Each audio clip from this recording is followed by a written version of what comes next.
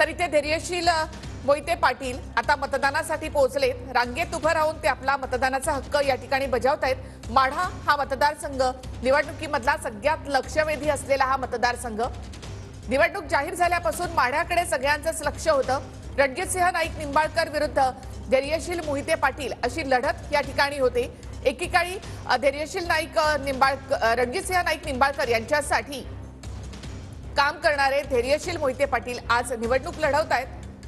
काही वेळापूर्वीच औक्षण करून ते आता मतदानासाठी मतदान केंद्रावर दाखल झाले आहेत। तर कायम चर्चेत असलेला हा मतदारसंघ। तर दुसरे दृश्य आपण पाहतोय की काही वेळात शरद पवार या ठिकाणून बाहेर पडतील। गोविंदबाग या ठिकाणी सध्या शरद पवार आहेत आणि 2 दिवस त्यांना डॉक्टरांनी आराम करण्याचा सल्ला दिलाय।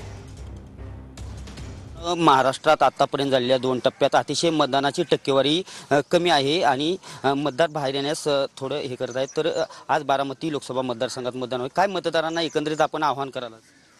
मी सगळ्यांना एक आवाहनच करीन की हा आपला हक्क आहे आणि आपण येऊन मतदान केलं पाहिजे।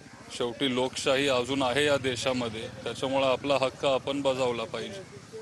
दादा, आज संपूर्ण बारामती मतदारसंघाचा अनेक दिवसांपासून दौरा करत आहेत आपण, गावागावात लोकांना भेटलेला आहे।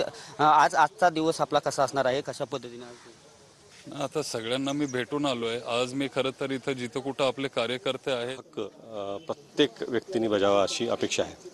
अभिनेता आणि नेता असं दोन्ही वातावरण देशमुख कुटुंबामध्ये आपण पाहिलेलं आहे। वाटतं का कधी की अभिनयाच्या क्षेत्रातून राजकारणात यावं? नाही, 2 भाऊ ऑलरेडी आहेत, माझं काय काम इथे? काही शक्यता कधी काही शक्यता तुम्ही नंतर भेटा, तुम्हाला सांगतो मी। हे होते अभिनेता रितेश देशमुख।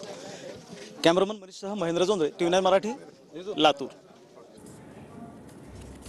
तर धीरज देशमुख आणि जेनेलिया देशमुख तसंच रितेश देशमुख यांनी आपला मतदानाचा हक्क या ठिकाणी बजावलेला आहे आणि लोकांनी जास्तीत जास्त बाहेर पडून मतदान करावं असं आवाहन त्यांनी केलं। तर दुसरीकडे योगेंद्र पवार आपण या ठिकाणी पाहतोय, ज्यांनी सुप्रिया सुळे यांच्या प्रचारामध्ये इथे चांगलीच आघाडी घेतली होती।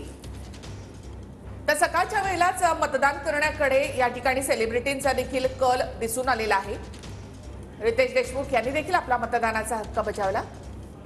त्यामुळे संपूर्ण देशमुख कुटुंब हे आता मतदानाचा हक्क बजावण्यासाठी मतदान केंद्रावर दाखल झालं। त्यांनी मतदान देखील केलेलं आहे। त्याच्यामुळे एकंदरीतच संपूर्ण लातूरमध्ये देशमुख कुटुंबाचं योगदान हे नेहमीच महत्त्वाचं राहिलेलं आहे। वेगळीच आरोप प्रत्यारोप झाले, कसं पाहता या गोष्टीकडे? अनेक ठिकाणी आज देखील आरोप प्रत्यारोप होताना पाहायला मिळत आहे। आज मतदानाचा दिवस आहे, कसं पाहता?